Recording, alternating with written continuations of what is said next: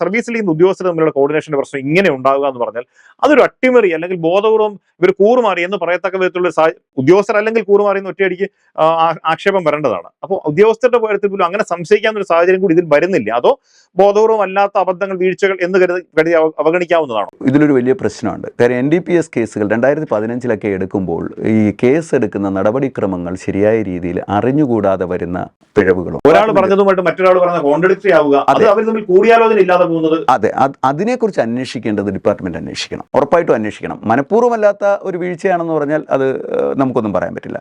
പക്ഷെ മനഃപൂർവ്വമായിട്ട് കേസ് ശരിയായ രീതിയിൽ പഠിക്കുകയോ പ്രോസിക്യൂട്ടറുമായിട്ട് സഹകരിച്ച് ഈ കാര്യങ്ങൾ നടപ്പിലാക്കുകയോ പെട്ടെന്നൊരു ദിവസം രാവിലെ കോടതിയിൽ നിന്ന് സമൻസ് കിട്ടുമ്പോൾ കയറി ചെന്ന് കോടതിയിൽ മൊഴിയെടുക്കാൻ പോവുകയോ പറയുകയോ ചെയ്തിട്ടുണ്ട് എന്ന് അന്വേഷണം നടത്തി തെളിയുകയാണെങ്കിൽ അത് അട്ടിമറിയാണ്.